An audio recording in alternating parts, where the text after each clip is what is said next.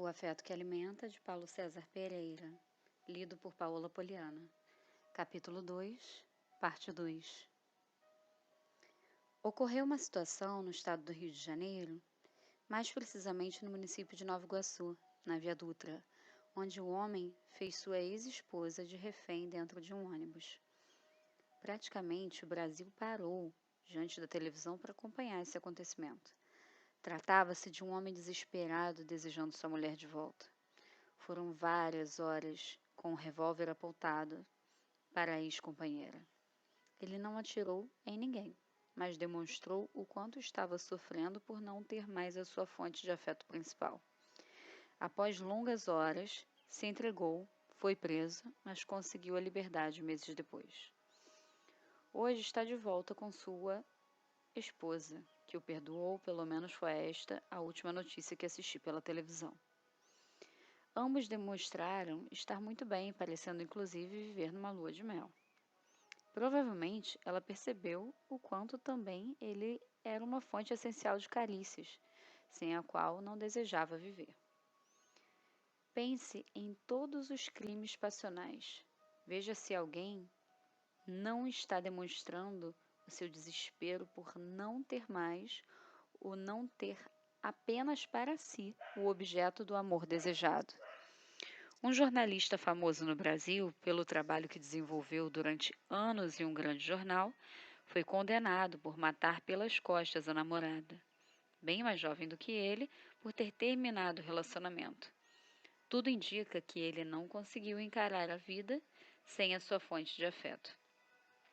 Outro crime que comoveu o Brasil, novamente no Rio de Janeiro, envolveu uma menina que, depois de alguns dias desaparecida, foi encontrada morta em um quarto de hotel, no centro da cidade que residia. O crime foi descoberto após a confissão da amante do pai da menina.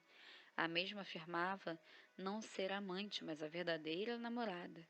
O desespero pela fome pode levar uma pessoa a cometer as mais drásticas atitudes para ter a comida que tanto deseja, como também saciar a sua fome de carícias. Uma vez fui procurado por uma adolescente que, conduzida ao meu consultório por uma amiga, a qual desejava ajudá-la, se encontrava infeliz por estar envolvida numa relação com uma outra mulher. Isso estava deixando-a deprimida. Relatou que antes não sofria desse problema, pois tinha um namorado com o qual se dava muito bem.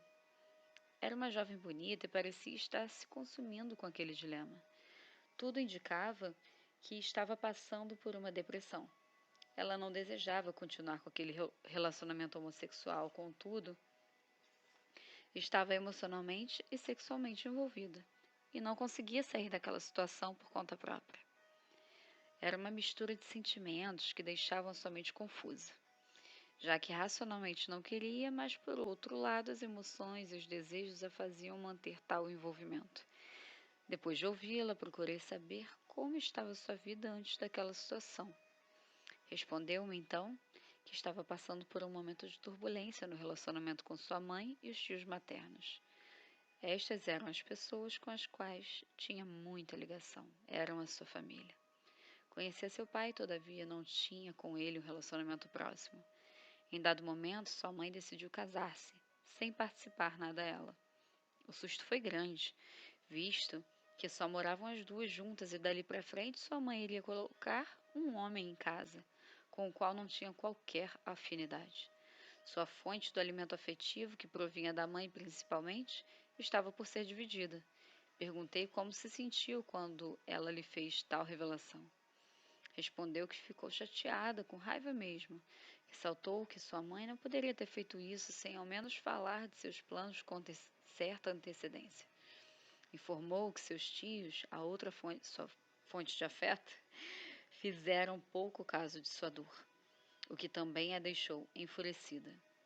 Ao falar de seus sentimentos, disse ter vontade de se vingar deles todos. Não vou entrar muito nessa questão, pois não é o propósito desse trabalho, mas uma filha que passa a ter relações homossexuais, fazendo a família sofrer. Isso não é uma forma eficaz de se vingar?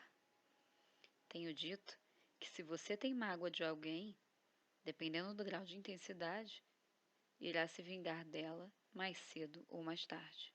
O inconsciente pode promover isso. Veja que antes ela tinha uma vida dentro de uma zona de conforto, inclusive, feliz com seu namorado. Ao se decepcionar com sua família, aparece uma mulher bem mais velha do que ela e a acolhe, dando-lhe carinho e atenção, o que não estava mais recebendo em virtude do seu afastamento da família. O afeto dessa mulher homossexual para com a menina, que estava carente, foi de profundo significado. Foi como um prato cheio para quem estava com fome. Lembrando Provérbios 27:7, ao que está faminto, até o amargo lhe parece doce. Acredito sinceramente que se ela estivesse abastecida emocionalmente por sua fonte de afeto anterior, a situação poderia ter sido outra. Não estou afirmando com isso que ela jamais teria tais experiências ou que não seria uma homossexual. Apenas estou afirmando que quando alguém está com fome de afeto, as emoções ficam confusas, podendo levá-la a tomar atitudes que mais tarde pode se arrepender. O que tem menos tendência a acontecer quando a pessoa está bem afetivamente. Nessa situação, especificamente, houve um vazio que alguém preencheu, uma vez que o alimento foi colocado diante da pessoa faminta. Vou dar uma sugestão. Desconfie de seus sentimentos e pensamentos quando estiver em carência afetiva, pois a possibilidade de cometer os chamados erros de percepção é grande. Existe um termo muito usado pela psicanálise chamado angústia de separação. Esta pode ocorrer a partir de uma perda na infância, de alguém emocionalmente significativo. Imagine que seja o caso de uma filha que vê o seu pai indo embora, se separando de sua mãe. Dentre as diversas situações que podem advir dessa angústia, uma delas é que mais tarde, ao encontrar alguém que goste, venha a ter uma atitude de possessividade. Isso porque existe dentro dela um pavor não reconhecido conscientemente de experimentar novamente a perda, ou entendido por ela como abandono.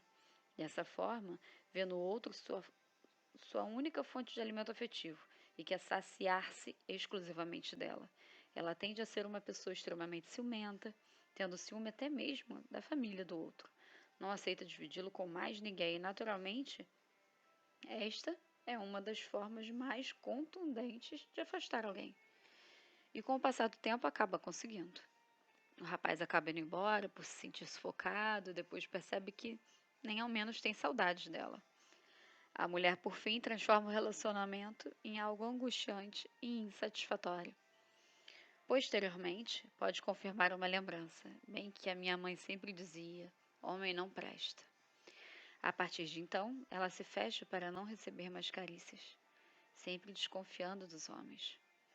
Pode ainda sofrer outras coisas dolorosas até decidir procurar ajuda profissional ou experimentar algo especial que venha mudar a trajetória da sua vida, dando novo sentido à sua história.